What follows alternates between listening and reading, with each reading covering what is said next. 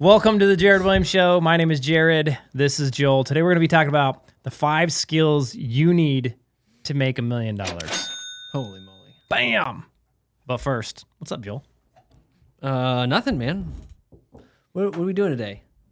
It's Friday. We're doing podcasts. We're doing podcasts. It's Podcast Friday. Super dude. hot out down here in Florida, which is okay. Dude, it's hecka freaking hot out there. I don't mind. I'm not complaining. I'm just stating what it is.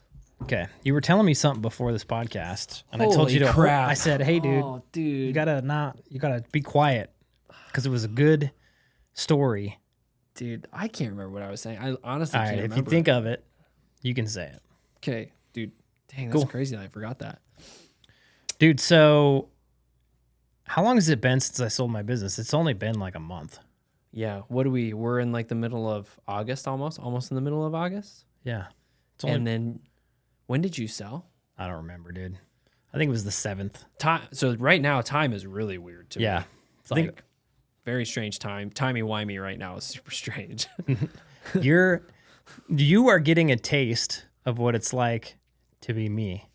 Yeah, that is true. Mm-hmm. Yeah, where there's like things happening. But you don't quite know what to do. And you're like, sometimes you don't have things to do. Yeah. And yeah. so and you're like, I got to make something to do. Yeah.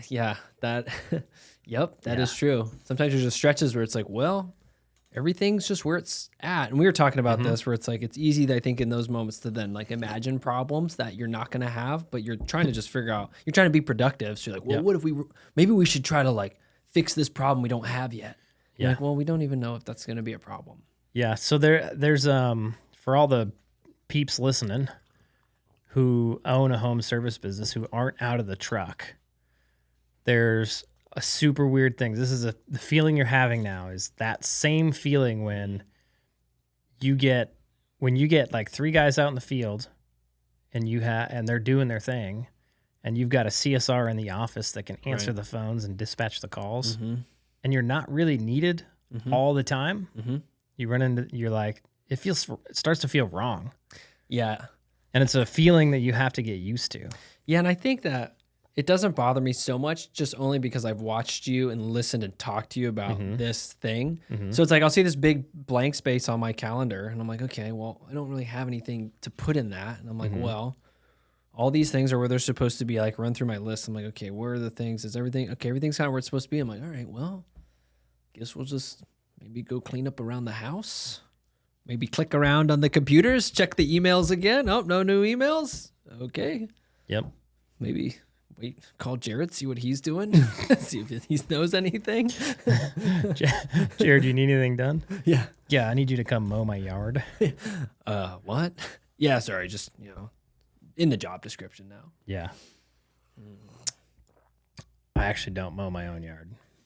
The yard guy does that. Yep. You know what sucks? So What's I bought a new house Mm-hmm. and I'm really excited about it because I got land. And I hate swimming, but believe it or not, I'm kind of excited about the swimming pool. Mm.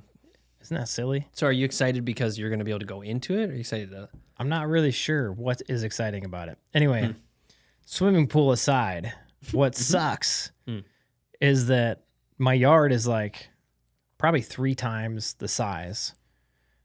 And I'm far enough out of town to where I don't think my yard guy is going to go out there and mow my yard. Maybe there's a price, though, that you could offer him that would make it worth it for him. Maybe. I doubt it. I highly doubt it. Mm. I'm going to ask, but I bet I'm going to get stuck mowing my own yard.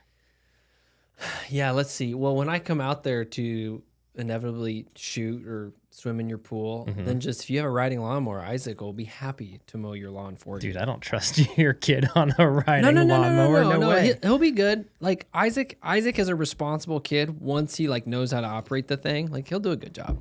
No way, He dude. just might be a little small right He now. wouldn't be able to pull the lever He or probably- push the pedals. He get him some blocks on his feet. Could be fun. You might have some squiggles in there for a little bit. But, So when I first met my wife and I was over at their house and her dad asked me to mow the yard and then fertilize the yard. Oh wow, that was like the dad test. That was the dad test. So I mow the yard and I get there. They got a little like push behind fertilizer, a little green bucket.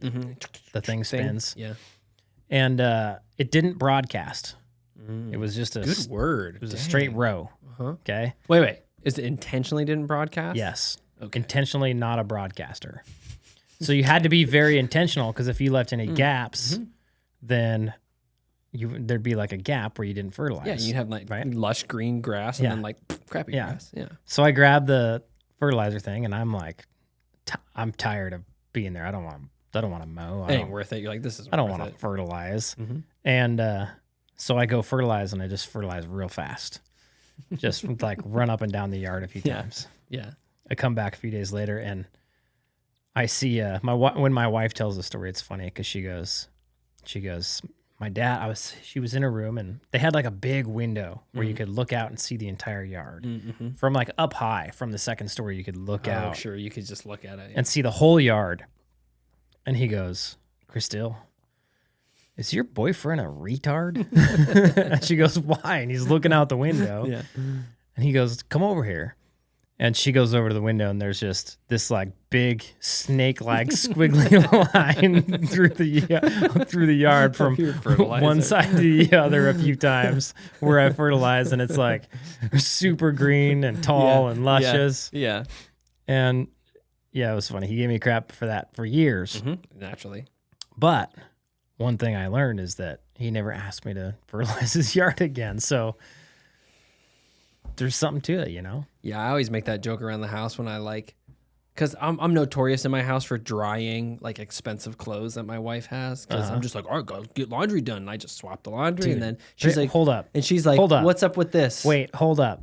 The problem with this story, here's problem number one. You did the laundry. I'm just trying to be helpful, you know? No. Just trying to ease the No, burden, you know? For anybody, all the listeners, if you're doing the laundry, you're doing something wrong. First, and when you get married, you should never touch the laundry from day one. Well, because if you do, it creates an expectation that you'll actually help with that. That you're thing. actually going to do the laundry. Yeah.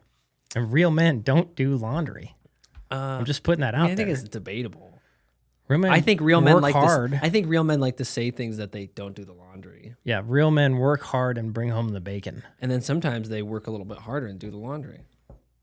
No. It just depends on what their wife needs. Nah, man. Yeah. Sometimes it is what it is.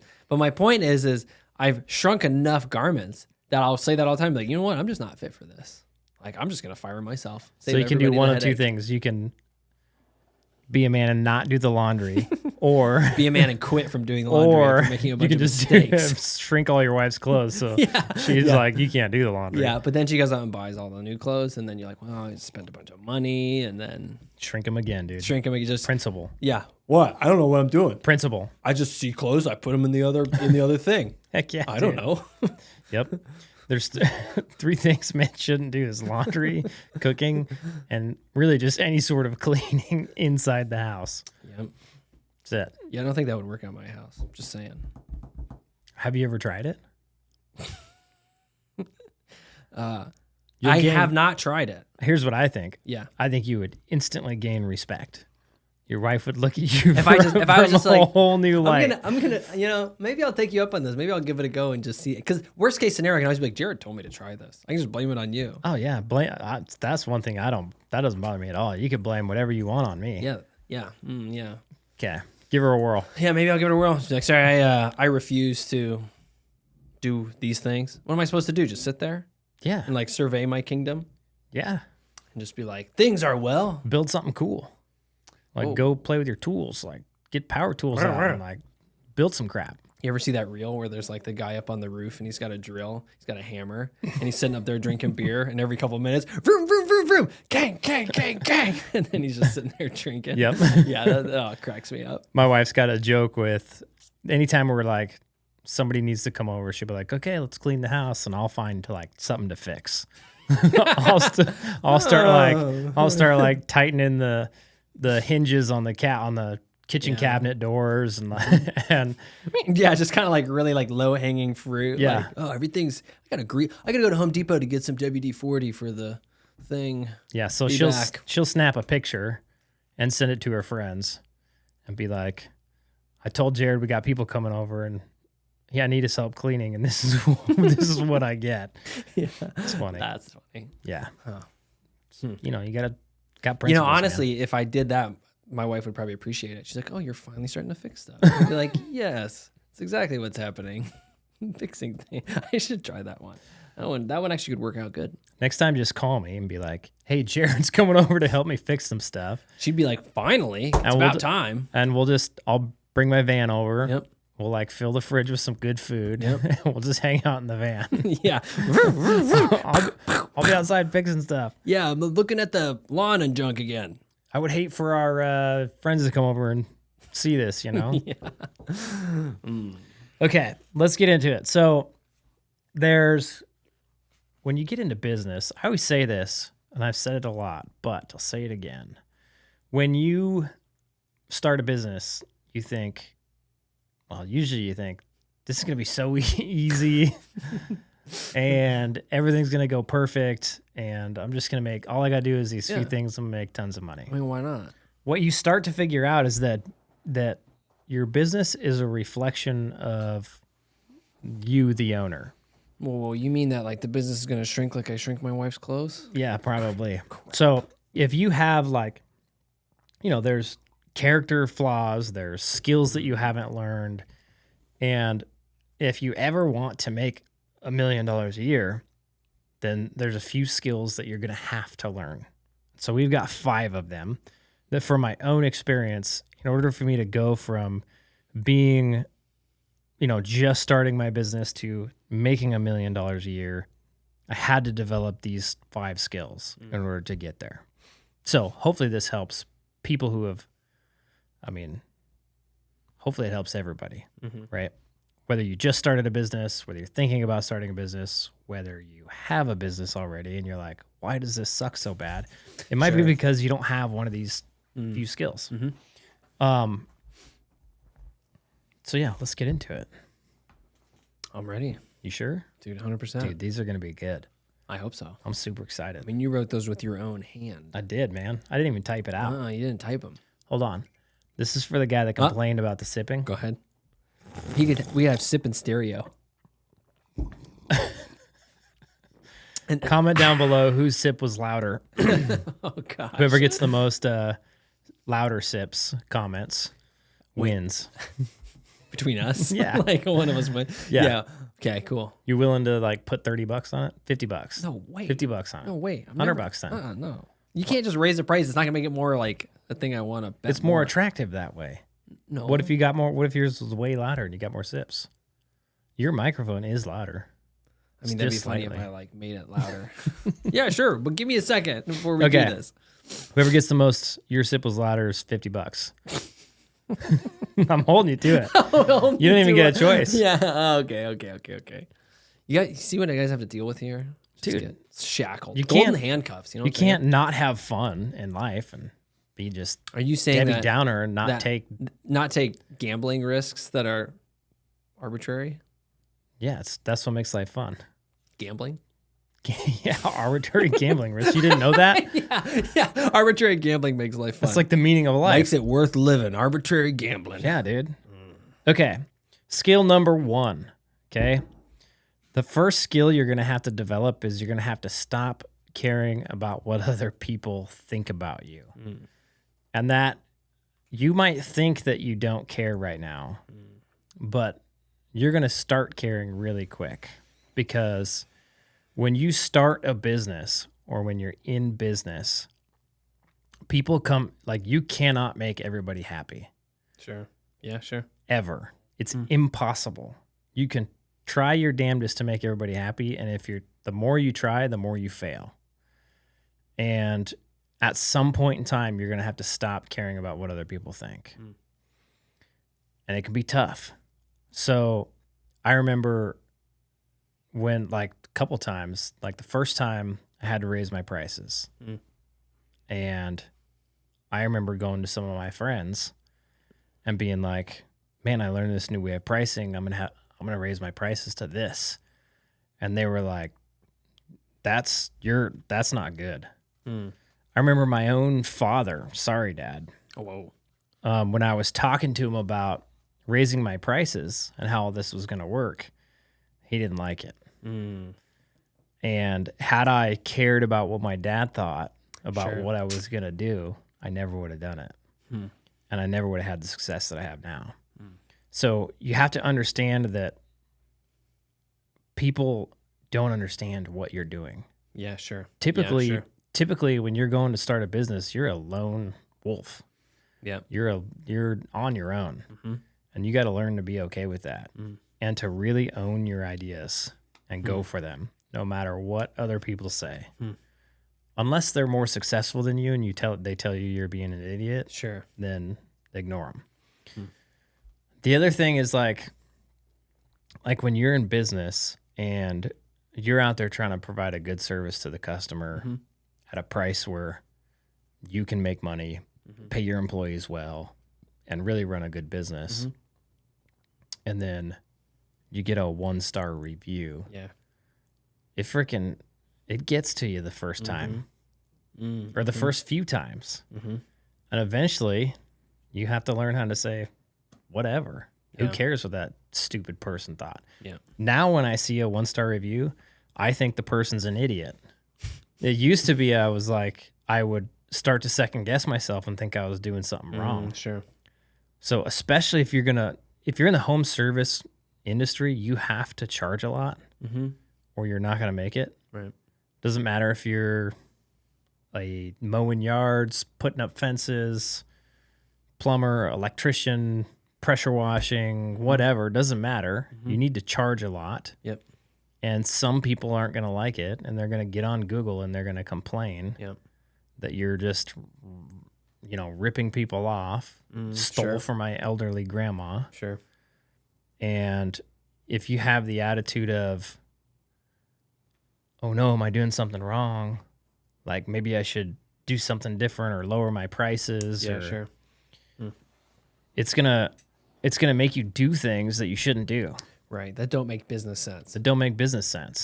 Kind of the good news about business is there's a lot of decisions in there that you make that are just built upon this is how the business needs to run. Like especially in this sort of realm, like with the examples that you gave, they're both sort of related to price, just with the examples you gave. But that's a position where if your dad tells you that it's whatever the reasons are, this is not right or whatever, you can't do this. In your head, you can go, okay, but if I don't do this, then I can't do anything I want to do. Right.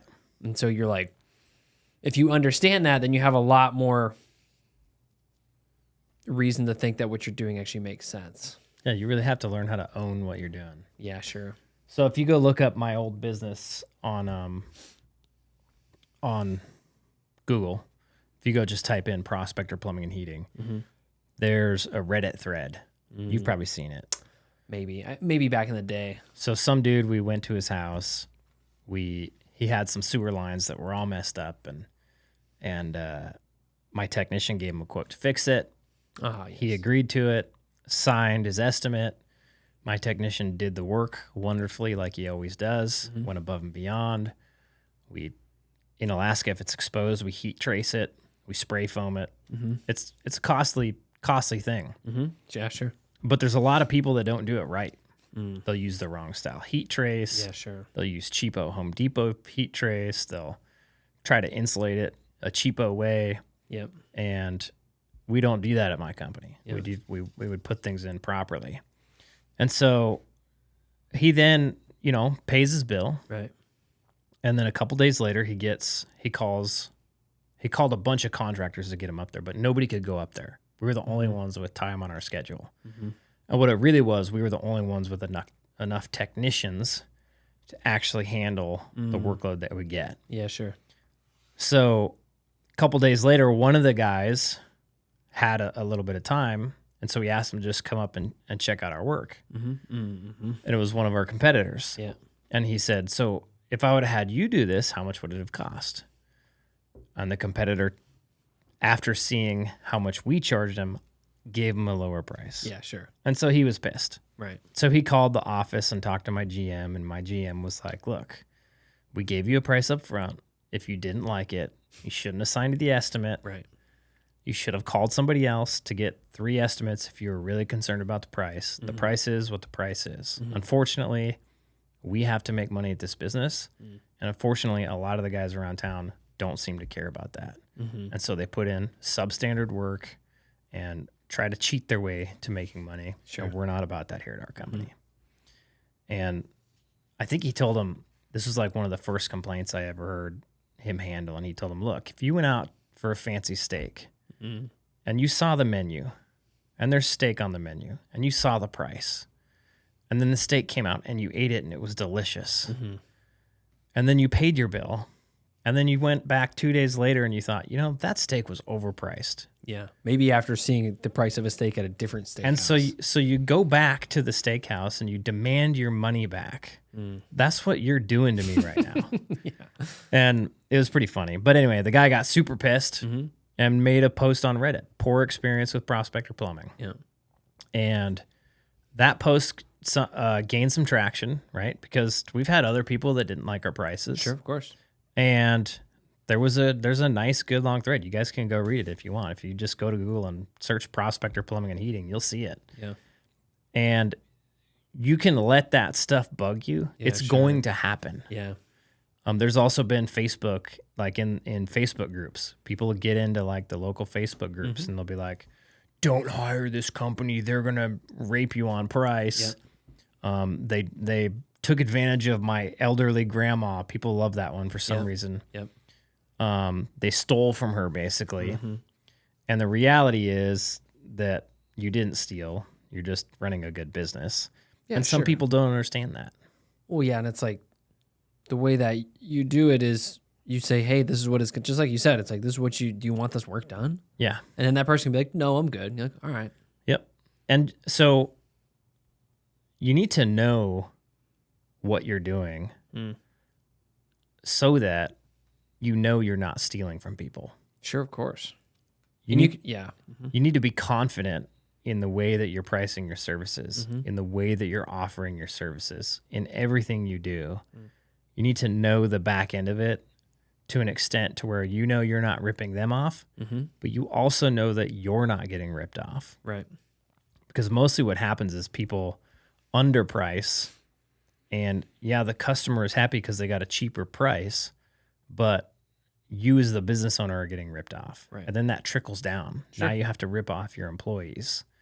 You have to rip off your own family. And that's no way to run a business either. Right. So first and foremost, stop caring about what other people think.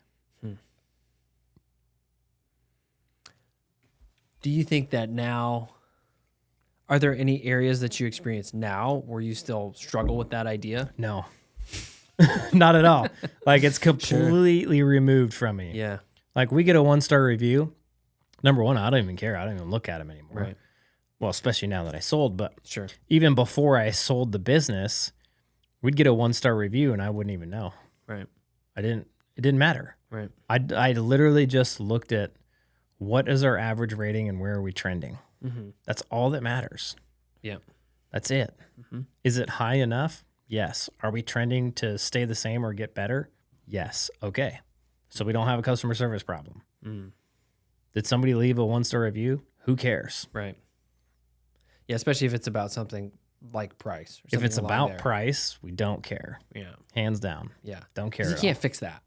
No, you can't. If it's about something otherwise, if they're like, work was fine, price was great, but so-and-so did not treat me well, that's Right. a different conversation. That's a different conversation. Yeah.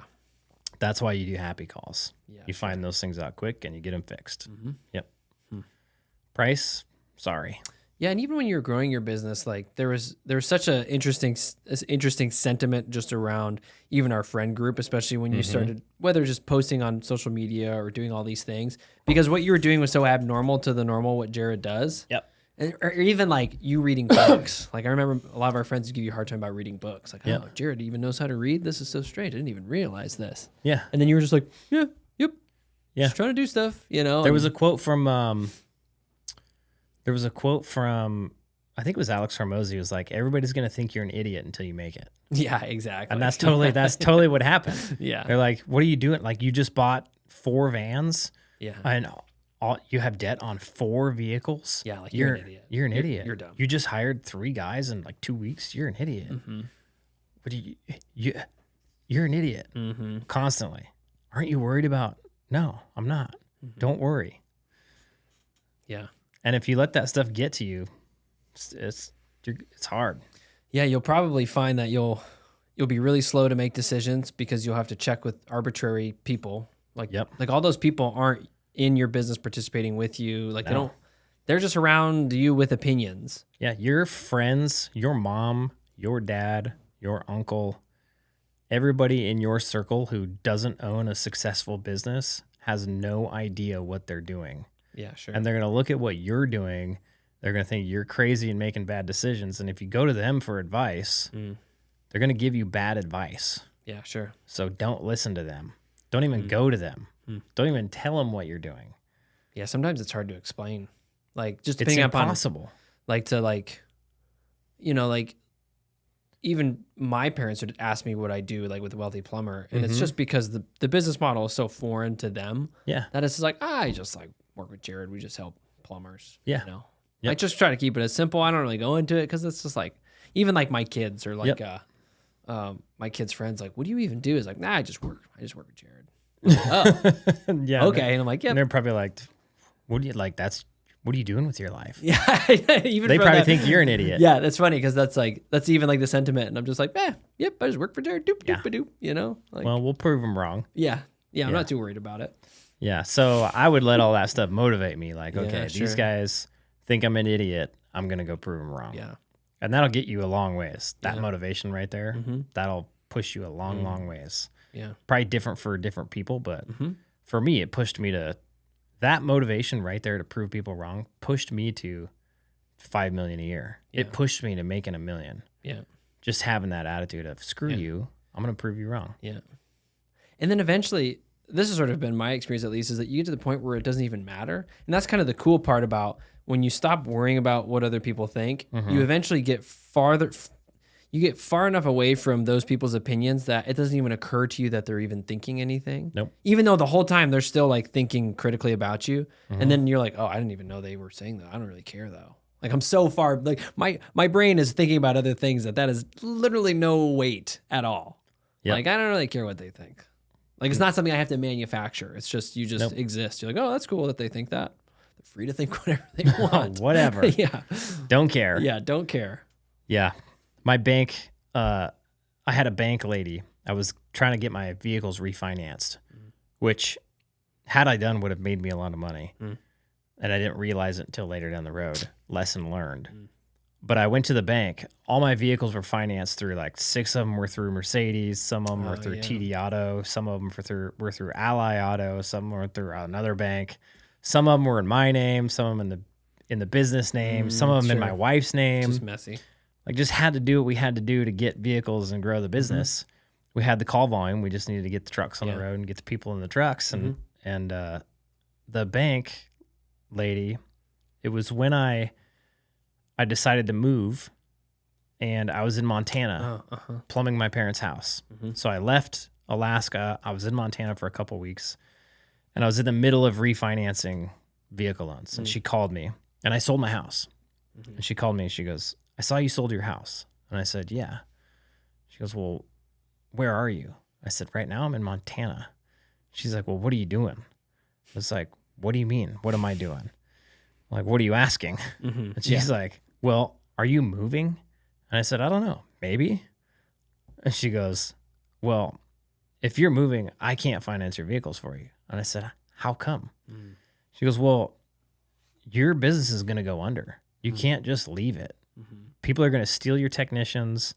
Your technicians are going to, your managers are going to steal from you. There's nobody there to hold them accountable, and your business is going to go under within the next year. I guarantee it. And I was like, okay. And in my head, I was saying, screw you. And so here we are. That was like almost 3 years ago. Yeah. It's like 2 3/4 years ago. I wanted to call her so bad. I bet. I wanted to call her so incredibly bad and say, hey, this is Jared. Do you remember what you told me 2.5 years ago? And then tell her. It actually ran just fine, and we actually made more money than ever, and I actually just sold it for $5 million. Yeah. I would love to do that. So ha. That's the part I couldn't figure out. Yeah. The end of the conversation. Yeah. Because she was probably a nice lady, and she would have been like, oh, I'm so happy for you. Yeah, she'd be and like, I was just really just saying it just to protect you. Like, there's so many different people that I've seen it happen. You'd be like, whatever. Yeah. He was trying to look out for me. I get it, but Yeah. it really annoyed me at the time. Dude, it did. It annoyed the crap out of me, but it gave me motivation to make sure that didn't happen. Yeah. So I guess there's like a subtext within there where it's like using whatever you need to for motivation seems like a strategy that you can maybe latch onto in the moment. Yeah, it's like there's motivation and then there's discipline. Oh, sure. And discipline is doing things when you're not motivated. Mm-hmm. But sometimes you suck at discipline and motivation can get you by, you know? Yeah, sure. So it works. Okay, let's get into number 2. This is one I see a lot especially in new business owners. Well, you see it a lot in most people's lives. So most people, when they can't achieve what they want to achieve, or they don't know how to do something, they just use that as an excuse. Yeah, sure. So you have to learn how to quit making excuses for your lack of ability or your lack of knowledge. And you really have to recognize that it's your lack that is stopping you from progressing.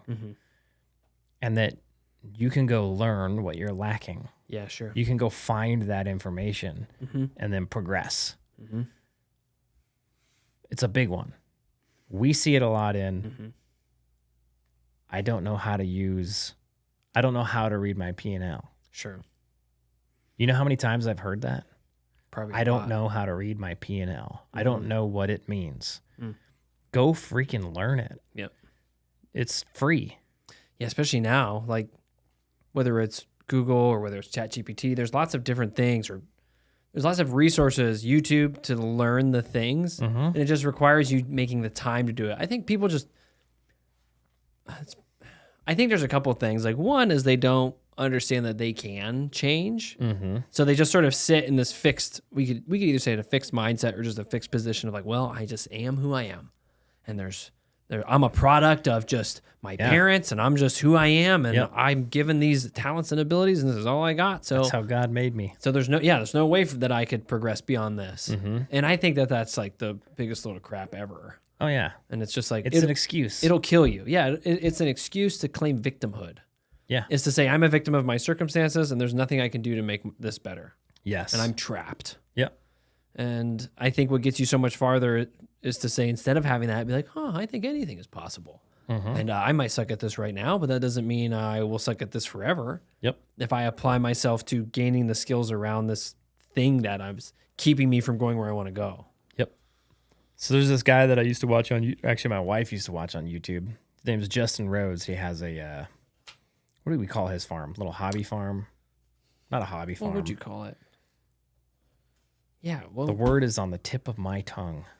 Yeah, like a self-sufficient agriculture thing. I don't know. I know what it is. He's got a self-sufficient agriculture thing.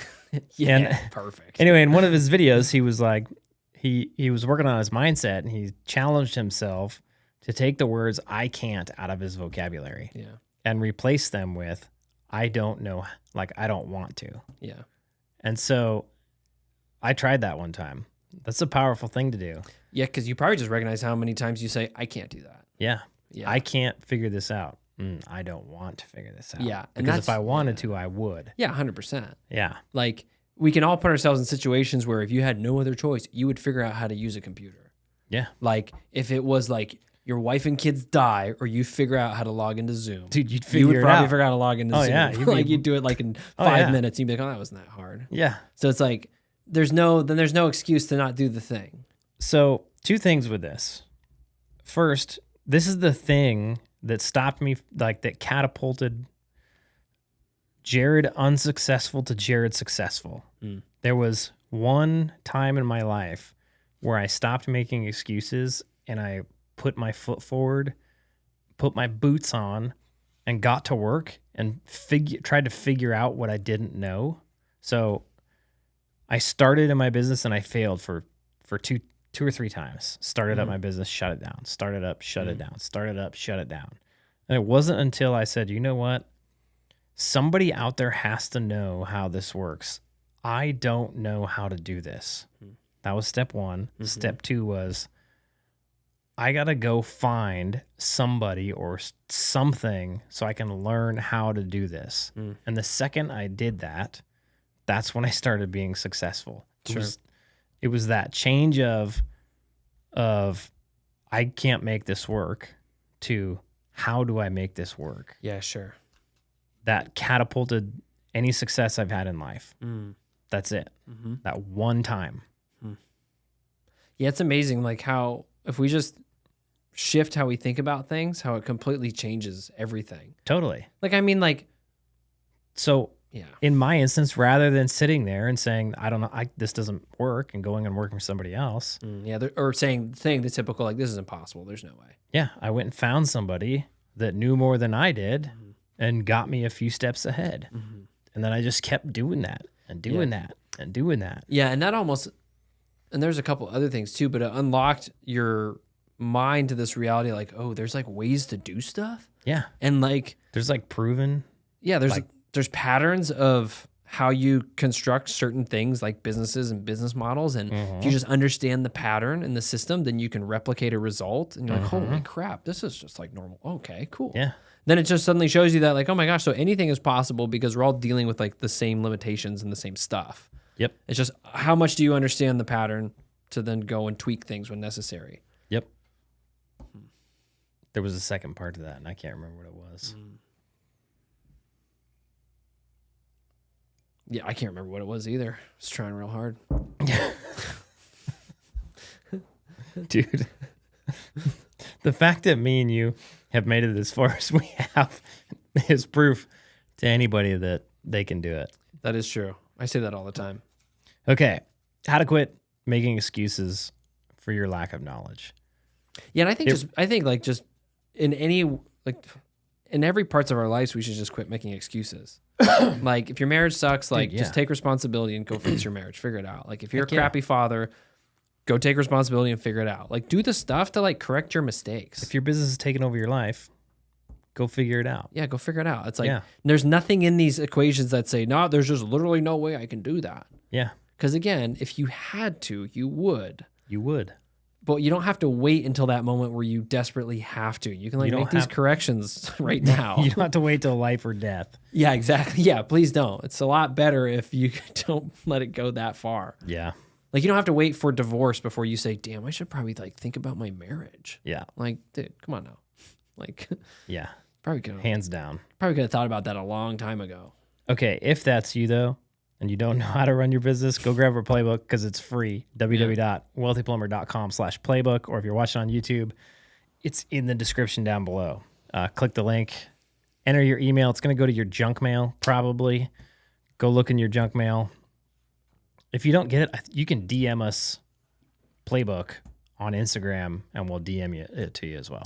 So, yeah, there you go. Okay. How to quit making excuses. Number 2. Number 3, this is a tough one. How to delegate and let go. This was a skill that was scary as all get out. How many times have you heard from business owners, I just don't want to have employees. Oh, all the time. People are so scared of hiring employees, and it's because they don't know how to delegate and then let go. Do you think it also comes back to sort of like, there's a whole bunch of things in there, but I can't help but think that there's like, they had a bad experience with an employee that was probably a lot of their fault, and they don't really want to own up that it was their fault. So it's easier just to like not deal with it. Or they just don't realize it was their fault. Yeah, actually, that's probably more true. Yeah. It's hard to recognize that like when mistakes are made in your business, it's probably your fault. Yeah. It's always your fault. Yeah, it's your business. It is. It's your business. If your employee screwed it up, that's your fault. Yeah, and even if you have a perfect business and everything's like awesome, then you hired somebody who shouldn't have been hired. So oftentimes what I see, so with people, when you're delegating to people, you may think you didn't hire the right person, but the reality is probably that, and that happens. You can hire the wrong person. Sure. The right person in the right seat is magical. Sure. The wrong person in the wrong seat is a disaster. Yeah. And you'll know it when you see it. I used to wonder, like, what do people mean by that? And I'd never experienced it in life. And if you never hire anybody, you're never going to experience it. So you should just get hiring so you can experience this and get that lesson learned. Yeah, because that's part of the skill that you're learning is Yeah. if you never hire people, then how are you ever going to get good at delegating? Exactly. And if you ever want a business, you have to hire people. Otherwise, you have a job. You do. That's not worth anything. Yep. So we hired this lady as a CSR. I hope she listens to this. She had tons of experience in office stuff. And she came into my company, Prospector Plumbing, and she was terrible. She was horrendous. She was the wrong person in that seat. And if by keeping her there, we were doing our business a disservice, but we were also doing her a disservice because she was not happy and she would be so much more effective somewhere else in a seat that matched her skill sets and her personality and her ambition and all that and her ambition and whatever. She did not fit in at Prospector, especially in the seat that she was in. And when she left, she ended up quitting. We didn't want to fire her because we were in the middle of our sale. And so we're like, well, we'll just hold on to her and then the new owner can fire her if he wants. She ended up quitting before we closed the sale, which was kind of a headache, but we ended up getting her replaced. No big deal. And when I remember my GM called me and he goes, dude, so-and-so quit. And I said, well, how's that feel? He goes, it feels great. And I was like, yeah, it was the wrong person in that seat. And since then we got the right person in that seat and it is night and day. So you'll have that. But what I think happens more often is that you have the right person in the right seat, but you don't set expectations for them up front. You don't give them the resources and the freedom they need to do their job. So, and you see it all the time, like guys they'll hire people and they will try to micromanage them or they'll underpay them or they won't even tell them what they expect. And this person, number one, has no idea what you want. Number two, has no freedom to just do stuff well because you're getting micromanaged to death. And then they end up quitting. So the best thing you can do is bring them in and say, hey, this is what we expect from you. Here's everything you need. If you have any questions, I'm here. Go make it happen. I hired you for a reason because of all the skills and assets that you bring. So I expect you to go do a good job. Yeah. I don't want you calling me all the time, asking me little silly questions. I think you can do all the stuff. Go show me how awesome you are. Yep. And if it comes back that you made a mistake and we get that 1-star review that we have to go back and fix, I'll let you know. And then I'll help you fix it so you don't make that mistake again. Yeah. And then you track their data. How are they doing? And then if they're doing bad, you pull them in, you let them know, hey, you're doing terrible. Yeah, you just have a conversation with them. Yep.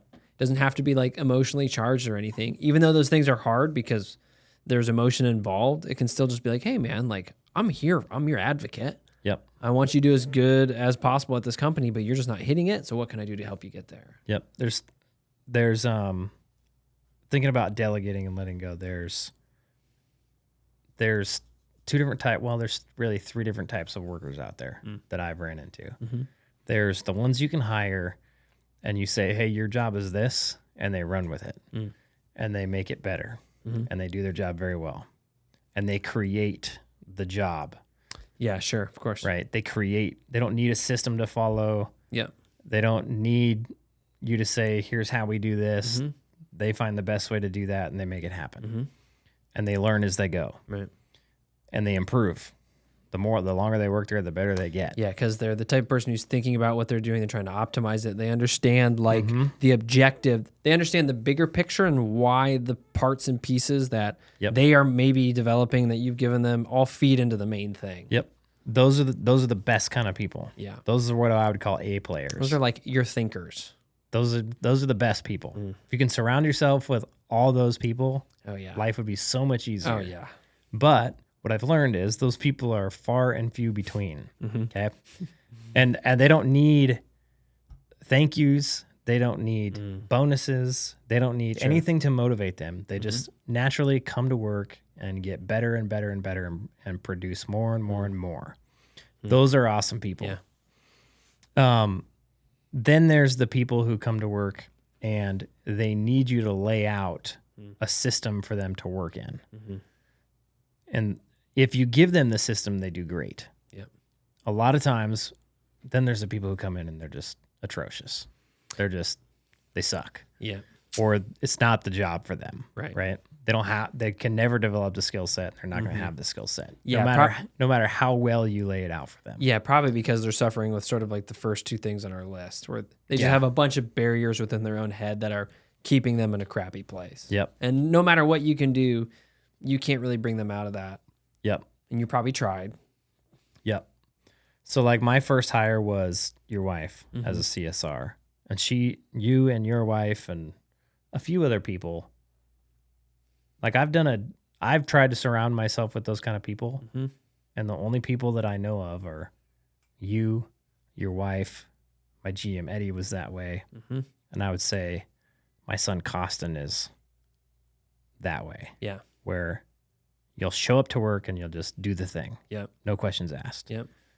If you have questions, you ask, but it's Yeah, not sure, like of course. you're not going to complain. No, I'm just gonna do the stuff. Just going to do the stuff and push forward and try to get better, knowing that it's going to work out for you in the end. Sure, of course. And so your wife came to work and she became a CSR, and I didn't know really what she was going to do at that time. I answered the phones. I wrote my schedule in a notebook, and when I literally gave her my phone, gave her access to QuickBooks, and said, "Here you go, Go do some things, dude." And I remember I did that at the end of a day, and she was going to answer the phones the next morning. And that night, I did not sleep. I was nervous as all get out. Just thinking like, what's it going to be like with somebody else answering my phones? Yeah, just letting go of that control over something that I had control of, and then relying on somebody else to do something that I cared a lot about because I wanted it to be successful. And luckily, I didn't even know you guys that well at that time. But you knew me a little bit, but you didn't really know my wife. And you just asked me like, "Hey, does your wife need something to do?" Yeah. I was like, "Sure, she just left her job, sure." Yeah, I didn't know how to find people. I didn't know any of that stuff. Yeah. I didn't know how to hire people. I didn't even know the right paperwork. I didn't even pay minimum wage at No, first. yeah. Your bookkeeper was like, "Hey, Jared, we gotta we got to give Ayla we a can't raise. pay like $9.25 or $10.25 or whatever. It's got to be like It was like $10.27." $10 and minimum wage was $10.15. Yeah, something Yeah. like that. And so Ayla was like, "Oh, Jared, give me a raise today." Got a 15-cent 15-cent raise. Yeah. Yeah, it was funny. But luckily, she was one of those people. Yeah. She didn't complain that she was making minimum wage. She's like, "Oh, yeah, cool." And we were like, "Cool. It's like extra money. I don't know. It's fun. Who cares? Yeah. We like to help out." Yeah. And because of that, I didn't have to have systems. Yeah, She sure. just came in and she made the job. And eventually, she was the one who really created what the CSR department is today. And I didn't have anything to do with it. And it was awesome. But I've hired other people who we need to put them in a good system. Yeah. And the better that system, the better they perform. Yeah. And that's probably what I've learned over the last year is that when we delegate and we put people in a good system, how powerful that is.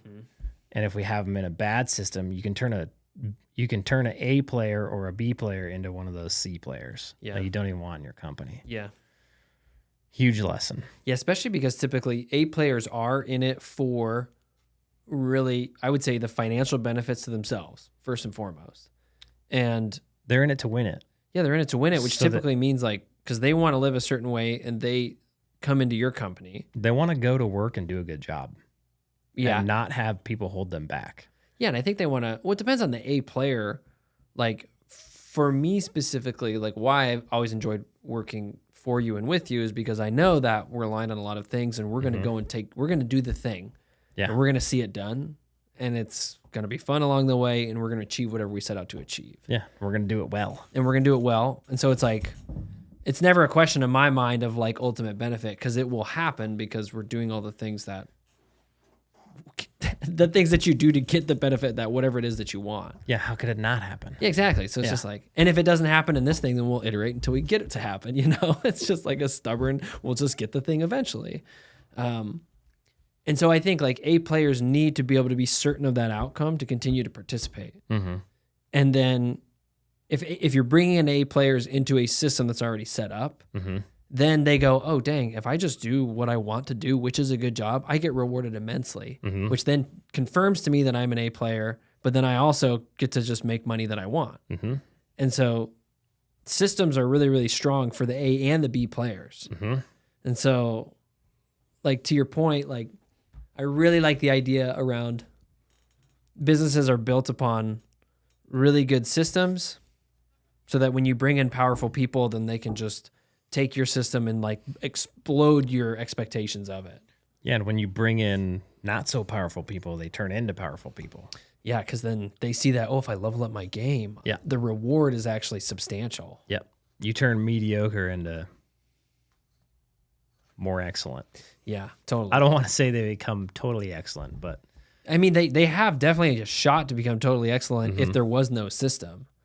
Because typically, like, if there's no system, then those people are just going to drift away and they're just not going to.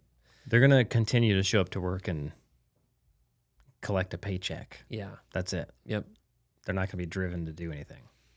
And if you don't ever delegate, like if you don't ever get out of the position of, well, I just don't want to hire people, then you won't ever get to reap the benefits of A players at all. Correct. And then you're kind of stuck with like a lame job forever. If you're not willing to delegate and let go of stuff and let somebody else handle stuff, you will never, ever not have a job. Yeah. Like Totally. that's the whole game. Yeah. You're leveraging other people's time and skill sets. Yeah. So you have to learn how to do that. Yeah. That's like the number one skill you can learn. Mm-hmm. Two skills you can learn: Mm-hmm. how to leverage other people's time and skill sets, and how to affect gross margin on your P&L. Like if you can do those two things, you're a killer out there. You are a killer businessman. Yeah. And even if you're like an employee, if you can just walk into it and be like, hey, I can affect the gross margin on your P&L. So I think every single business owner should understand how to do stuff out in the real world and get the result you want on your P&L. And you should be focusing on that gross margin number. And if you can teach your employees how to do that, they become way cooler. They become closer to the thing that you want, which is like a micro version of yourself. Yes. Like they want you to be living almost rent-free in their minds as they're doing their work. Obviously, they're going to have their own personality and their own way of doing things, which in some sense might even be better than you, depending. But they want to be like having that chunk of you in their head that's like, oh yeah, this is what Jared would do because that's what we're driving towards. If I accomplish this, then it also accomplishes my goals in life. And so like if you tell them this is why we do the things in our business, this like understand it this way, they'll be like, okay. Yep. This is way off topic, but getting your employees all aligned on one goal, the goal you want them to be aligned on. So yours and their goals are aligned. And then you teach them how to implement and get to that goal. That is like a cheat code for business. Yeah. It's an absolute game changer. Like everything gets easier all of a sudden. Your A players will just produce wild amounts. Yeah. Your B players will produce wild amounts for a B player. Your culture will be better than ever. Your systems can be simpler because now everybody is easier to manage. Sure. Nobody's complaining about nothing. It's like, it's a game changer. And it's not that hard. It's simple. Yeah. Just a structure where everybody's aligned on what needs to happen. Piece of cake.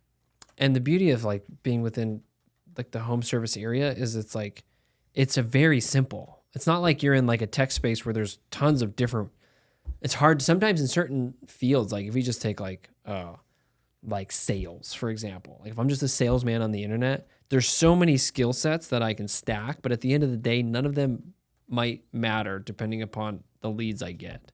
So then I'm just sort of helpless. I'm like, well, I want to make my boss more money and I've stacked all the skills, but I just don't have any good opportunities. And it can be very frustrating. But in like a home service business where, you know, if you have work for your guys, it's like, hey man, like you just got to do a good job. I set the pricing is proper. You have calls. You just have to go there and serve the customer in a way that I tell you within this specific commission system, which is what we're really talking about here. And then they're like, oh yeah, I make a bunch of money when I just do it this way. Like, yes. I'm like, wow. And you make money? And you're like, yeah. And it's like, oh, it's pretty simple. And you're like, yeah. Now go forth and do. Let me know if you need help and I'll get you the things to help you. You have to put a structure in place where they can be extremely well paid compared to how much revenue they produce. The more revenue they produce, the more they get paid. And then for your managers, it needs to be gross margin. Yeah. The higher you push that gross margin number, the more you get paid.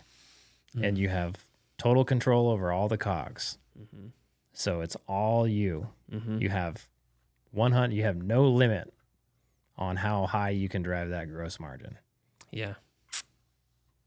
Yeah. It's a simple equation. Yeah. And that right there will just, you can have a small business doing extremely high net profits. Right.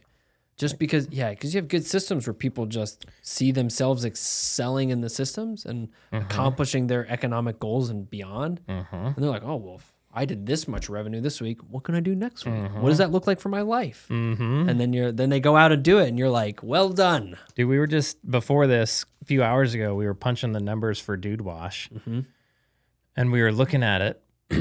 We're starting a pressure washing company, by the way, or we started it. We're sitting here waiting for trucks to come. Yeah. Piddling around. Piddling around. Yeah, no, we're getting some stuff done. Yeah. Like we got the trucks bought. I got a meeting with branding coming up, so we're getting branding done. We'll get the marketing going, all that good stuff. There's kind of a lot of stuff to set up. Yeah. And it just takes time. But once it's set up, once these few things are set up, then we'll be able to go balls to the wall.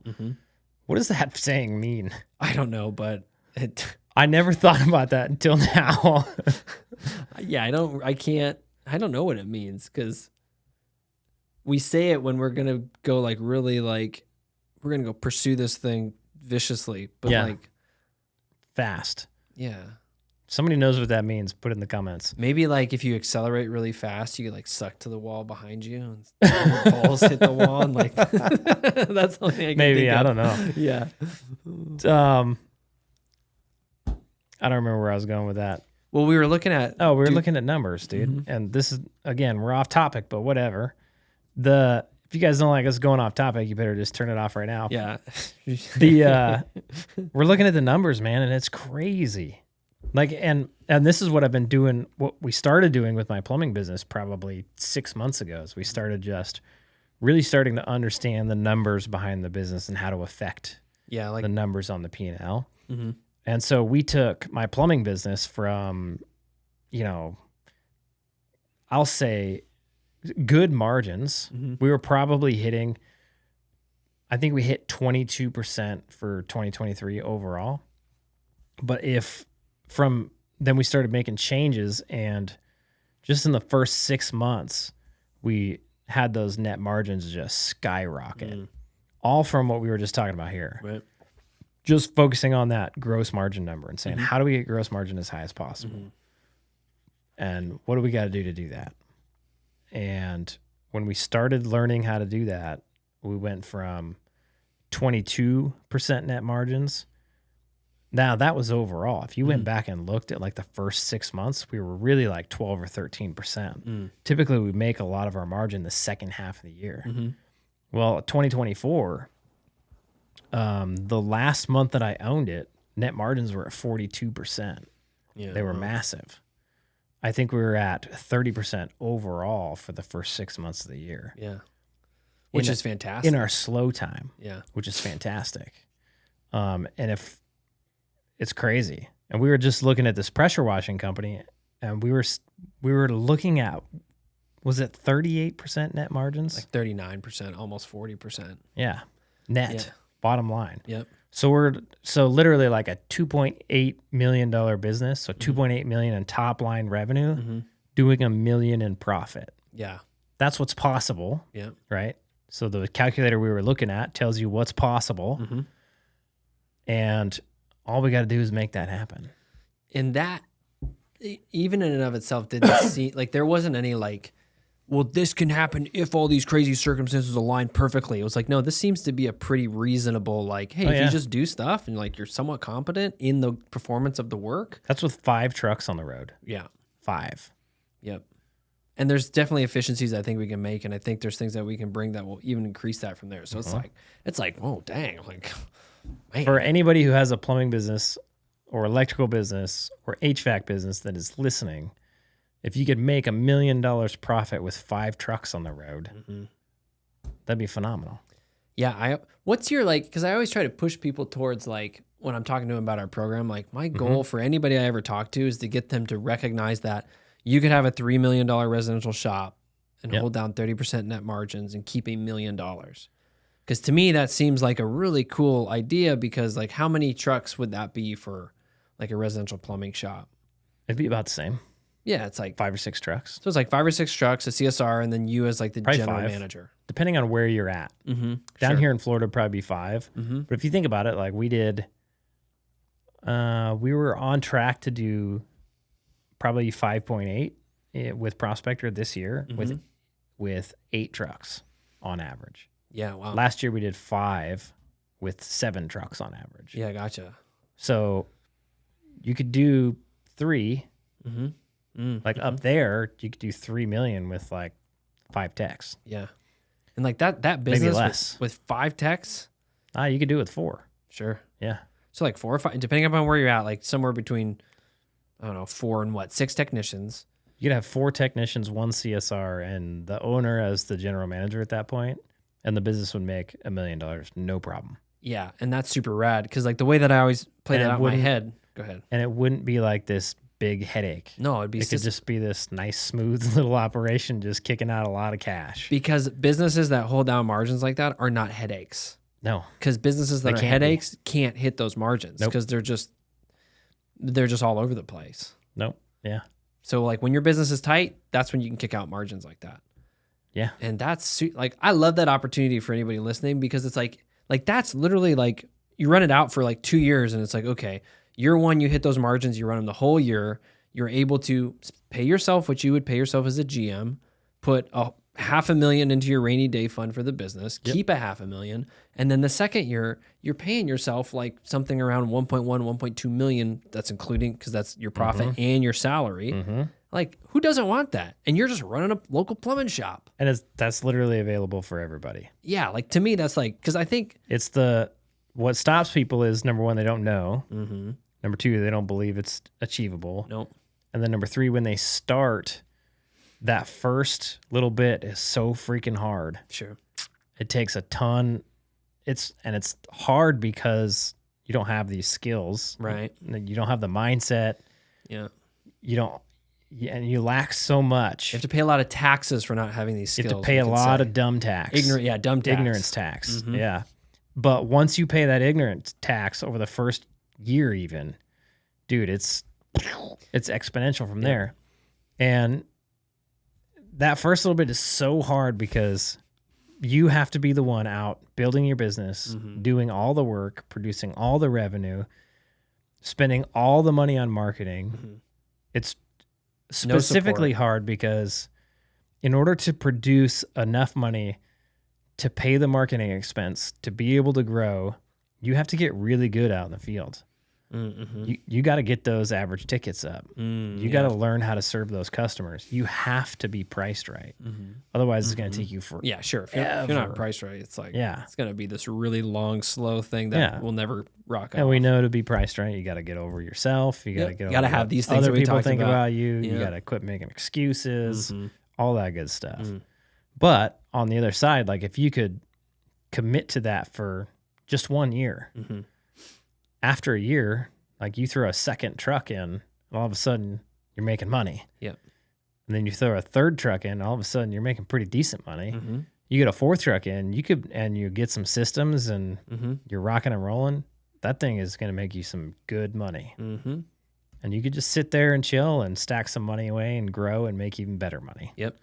And no matter how big you wanted to get, if you started out in that way, you would be set up to get as big as you wanted a lot easier than if you're scraping by with 10 to 20% margins trying to grow to a big old monster. Yeah, you shouldn't. I think people should grow to the point where they have the ability. So I'll go back. Most people, when they get to 4 trucks out in the field and they're still not making money, they think all they need to do is produce more revenue, right? Add guys, get more work. Mm-hmm. A lot of them at that point think their guys suck and they need sales training. Right. They don't need sales training. You need a better business model is really what it is. Yeah. And so they have a $3 million business with 5% net margins, and they're going to try and grow thinking that if they just grow, their margins are going to get better. That doesn't happen. Right. Your margins don't get any better. You have to fix the problems in the business first. Yeah, and it's a skill set deficit because skills will increase margin. Yeah. Like if you just add volume but no skill, then you're just going to have more stuff happening and no margin. Yep. Like, yeah. If you want to learn that skill, grab our playbook, www.wealthyplumber.com. Book a call with Joel on the next page and join our coaching program. We'll teach you all the skill sets to teach you how to do what we're talking about here. Yeah. It's not that difficult. Yeah, because it's there. And like, I don't know, I think it's just such a cool, like, I want that dream for everybody that I talk to because it's so attainable. It's so attainable. And you're going to have to push through the noise of like we said, like people around you saying that you're crazy to want to make $1 million and all that kind of stuff. And you just have to look at them and be like, I don't care what you think. Yep. Like, it's not even like, and you and I talk about this, but it's like not even honestly about the money because the money will come as a as an exclamation point to the good job that you did and how you ran your business. It's just about like, man, well, wouldn't you just want to have a really cool business that can do that? Yep. And then why wouldn't you want to just grow that thing like as big as you can, and to see if you can continue those margins, whatever they might be at scale and really maximize it. Heck yeah. At the end of the day, you're like, man, I built a really cool thing. Wow. Yep. And you're like, I made money along the way, but like it was way more fun, like actually doing the thing. So I agree. Yeah. Okay. Number 3. No, we just did number 3. Number 4. The Ford. Number Ford. Yep. When I was writing this, I put 3rd and then I put Ford. Yep. For everybody listening instead of 4th. Mm-hmm. That's another one we could add to this list is learn how to not take yourself so seriously. Oh gosh. And be okay with making mistakes. A lot of people are really scared to make mistakes. And it's like, dude, you're going to make mistakes. And they sweat the little stuff too. Oh, dude. Like the little stuff. And it stops them. They're scared to death to make a decision because they don't want to make a mistake. Yep. And they need to realize that mistakes are going to be made. And the sooner you make the mistake, the sooner you can learn from it. Yeah. And sometimes when you enter into something that maybe you're not certain about, it could be a mistake, or it turns out to be something that you're like, holy crap, that was awesome. Yeah. Like, and you don't know. No, you don't know until you go, and you're never going to know until you actually do the thing and commit to it. It's the should I hill. Oh yeah. That's a crappy hill to die on. A lot of people die on the should I hill. They die. So the should I hill, if you imagine a hill, I draw it as a really steep hill. Yeah. But on the top is the question you're wondering. On the left-hand side, if you were to draw it on a piece of paper, is should I? And on the right-hand side of the hill is the outcome. Yeah, sure. Right? And so you're looking at the top of the hill, asking yourself that question, going, should I do this thing? And you're trying to project what the outcome is going to be, but you can't. Yeah. Because it's on the other side of the hill and you can't freaking see it. And usually guys in the very beginning are doing with this with like the dumbest stuff, like the dumbest questions. Right. And typically what I found in my experience was that if I was asking myself, should I, and I was pondering it over and over, chances are I probably should. Yeah.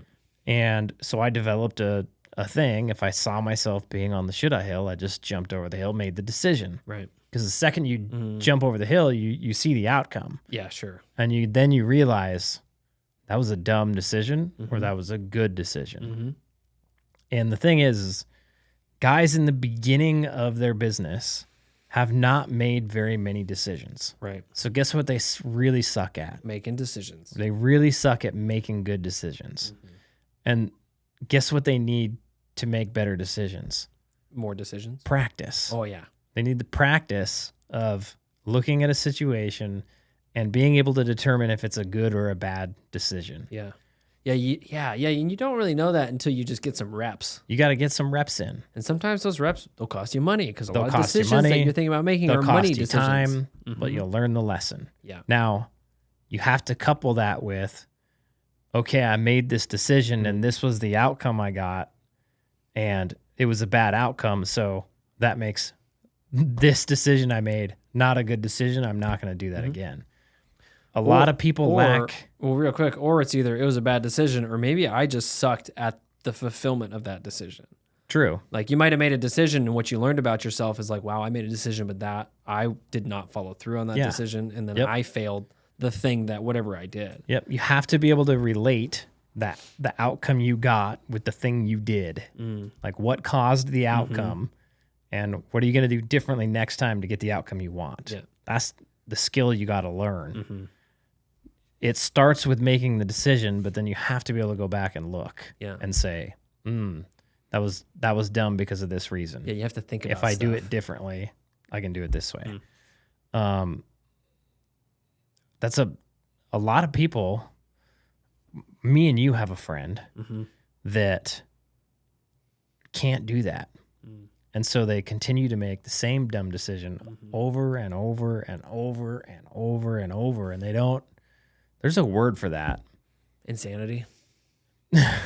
No, it's not insanity, but it's like, if you don't have the ability to, like a lot of kids suffer from this when they have like, real bad childhood trauma. They'll suffer from relating their decisions with their outcomes. Yeah, sure. Oh, sure. They separate it. Yeah. So you can try to discipline the child, but then they just continue to do the same thing, no matter how much you discipline them. Right. Because they don't relate the thing that they're doing with the outcome they're getting. Right.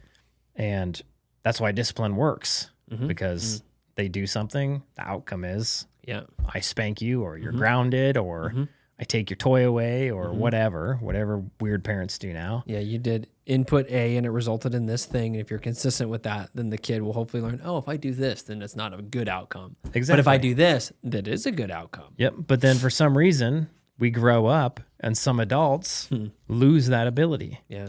And if that's you, you need to start thinking about what you're doing. Okay. Fourth. This is a big one for me. Learn how to manage my time. And it really boiled down to discipline. So, and this especially comes true when you start getting employees, you start having responsibilities, you start becoming busy, right? And you have to learn. The best way to do this is with just a Google Calendar and actually plan out your day. Right. Otherwise, you're either not going to work enough on the things you should be working on, or you're going to work too much and everything else in your life is going to go to hell. Yep. So you have to learn how to, plan your time. There's the saying, right? People don't plan to fail, they fail to plan. Well, you need to plan every single day. Right. So if you look at my calendar, it's got, I go to bed at this time. I wake up at this time. When I wake up, I do these things. When it's time to work, this is what I'm working on today. And learning how to manage your time, like actually how to like plan for your day and set aside time to work on the things that need to get done. That's what's going to propel you forward. Right. So like a good example of that is when you get to that point, let's just say you got 3 trucks and you pull out of the field and now you're in the office and you're used to being like working in the field and stuff, and where your day is kind of planned out for you. And there's you have set tasks that you have to get done and you get to accomplish them. Mm-hmm. Well, when you move into office world, all of a sudden, you know, like you might need to build your price book, or you might need to get on this CRM, or you might need to do some research here because you know there's these things you got to get done to get to the next level. Mm-hmm. Well, you don't know how to plan out your time. These are things that are going to take more than a few days. Right. And you don't have a few day chunk of time where you can just dedicate the next few days to it. Right. Because you get interrupted, or you got to make sure and lay the guys out, or maybe you've got 2 or 3 things going on, yada, yada, yada, yada. And you have to learn how to block out chunks of time on your calendar for those things. Yeah. And then you know, okay, I got this blocked out for, you know, the next 3 Wednesdays. That's when I'm going to work on this thing. When that time comes around, you actually go and you work on that thing. Yeah, I think that's the part. Like, there's 2 skills in this. There's actually looking at the time available to do stuff, and then when you give yourself the time to go and do the thing that you told yourself. And I think this is so helpful for guys, especially when they get out of the truck and then they're starting to do the office side, because then suddenly they're like, oh my gosh, like if you're not used to this at this point, you're like, I don't know how I have so much stuff to do. And you haven't also developed this. You have unlimited things to do. Yes. Is the problem. Yeah. And you don't have a system yet to determine, well, what should I be doing? Yep. Because you could do it, all the things, but you can't do it all right now. Yep. And there are some things that are more important to do now than things to do later. Yep. And if you don't even have the idea of, oh, I have a structure of getting through my list of tasks. Yep. That's like skill number 1. And then skill number 2 is identify, but what task should I do first? What's the most pertinent thing? Right. And there's a lot of people have a hard time with this. And habit number 5 will help you out, or skill number 5. But there's a book called The One Thing that he talks about. Don't read the book, because it's like 100 pages of this sentence I'm about to tell you. I don't know how it became a bestseller, but it did. And if you want to waste your time, you can read it, but that's up to you. It's called The One Thing. And basically it's like, hey, you should identify what the one thing is that you can do today that's going to get you closer to your goals. Right. So I would say it'd be nice to think 5 years out. That's really, really difficult, especially if you've never thought big and long-term before. But even if you could just think a year out, or what's your next immediate goal? Right. And go, okay, what has to happen to make sure that goal is going to happen? And you can typically split that into like some smaller identifiable goals, right? So if you're, you know, the guy we're talking about, you just got in the office, you got 3 trucks in the field, and you're like, I want to get to where we're doing $3 million at $1 million profit. And that's your next kind of achievable goal. Well, you might split that up and say, okay, well, you know, I know I need to get another truck on the road. Okay. So that means in order for that to happen, I'm probably going to have to do some more marketing. For that to happen, maybe I'm going to have to, you know, raise my marketing budgets. Okay. For me to raise my marketing budgets, I'm probably going to have to talk to my marketing company. Right. Sure. Right. And figure out where the best place to allocate those budgets are at. So what do I need to do today? I probably should talk to my marketing company, or I should probably at least reach out to my marketing company and get that appointment set up. Right. Yep. So that's the one thing you could do today that's going to help you reach your goals step by step. Right. And so you can think about those goals and lay them out. And what I always did is first thing in the morning, I would write down. So I would take time to journal when I'm drinking my coffee, and I would write those things down. These are the things I need to get done today. So I'd always have my goals written down, and then I would identify what are the things that I need to work on today. The other thing you can do is like, well, how to manage your time. The other half of this is, like you said, like when you write that thing down and you put it on your calendar, then when it comes time to do it, you have to have the discipline to do it. Yeah, and ignore the potential pop-up distractions that you think are really, really important, but they might not actually be that important. Yes. And at this time, when you're learning how to manage your time, if you can manage your time at home and at business, like you have to learn how to manage your time. You might as well do both. Yeah, sure. Because it's going to serve you really, really well. And also you're just then you're learning the skill set twice as fast because you're not just using business time to learn it. Then you're going home and you're like, okay, well, what's like the most important thing that I can do in my home today? Yep. Like within your family, within all those things. Yeah. And then start to prioritize in the same way. What's weird is at some point work and home time become the one and the same.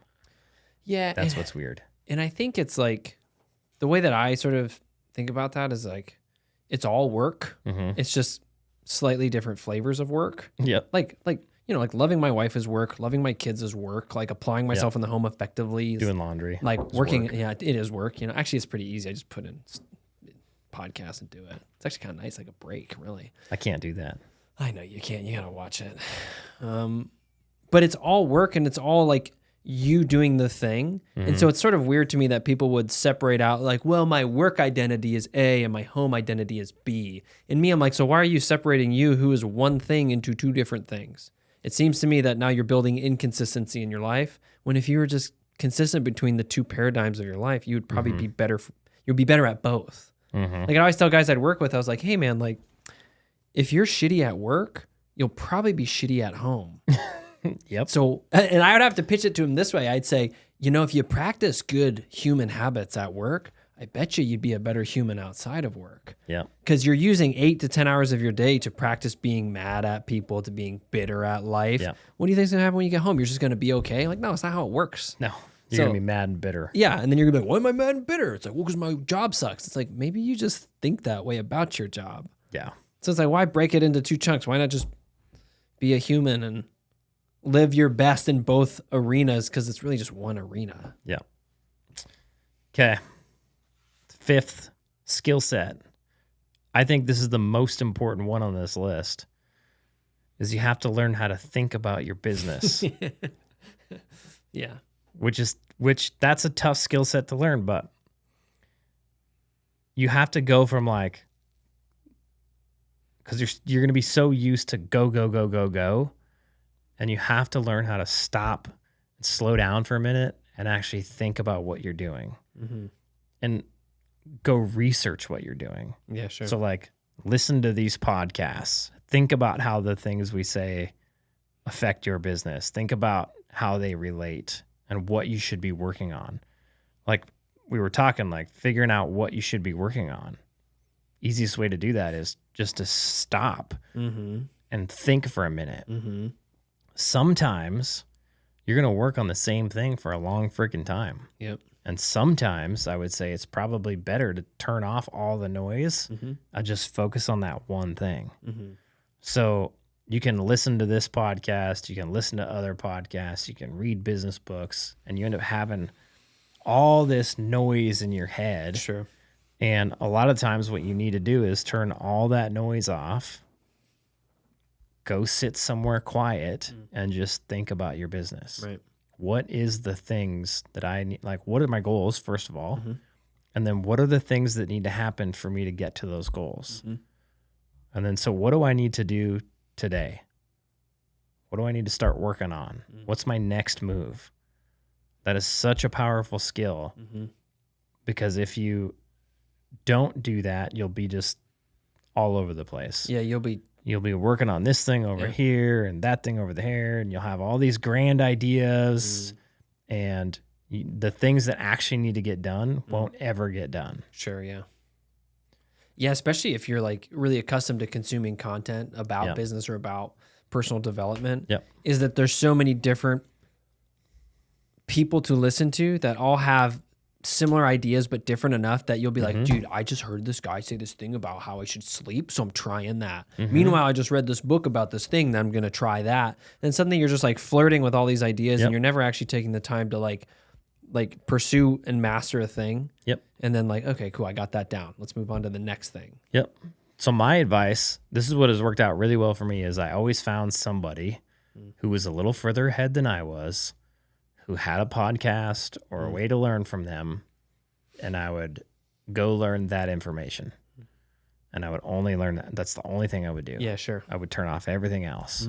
That's all I would do, because I want to see what they're doing, how they're thinking, and then I want to take that. I want to implement it into my business, so I can learn what the next steps are. Right. What are the next things I need to do? I still do that. I only watch one podcast. That's it. I don't watch anything else. Well, I take that back. I watch one business podcast, and that's it. Sure.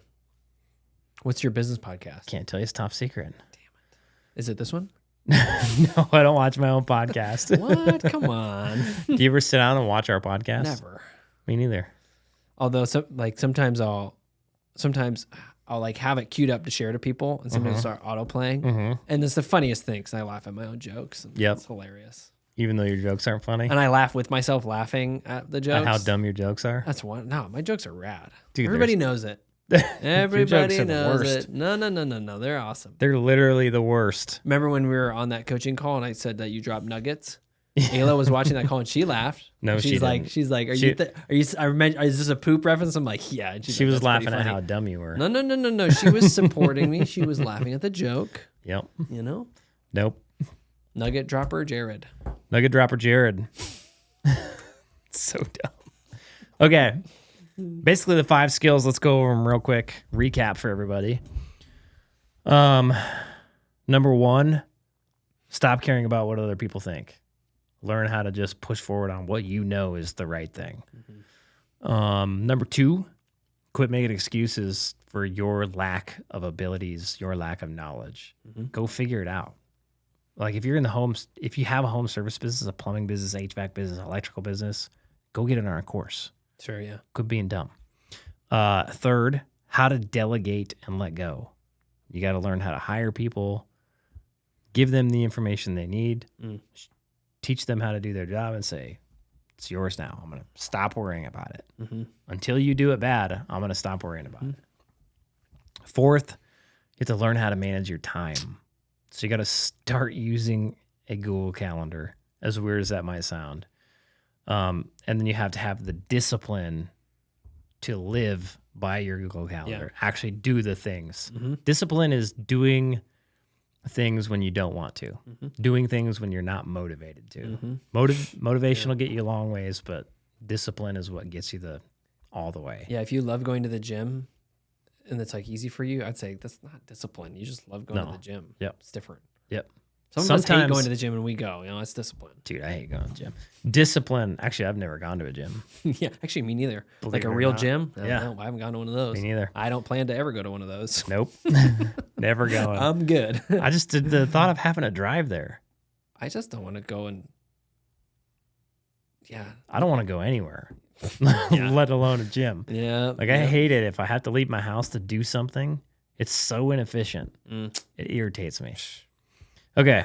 Yeah. Learn how to manage your time, have discipline to effectively use your time.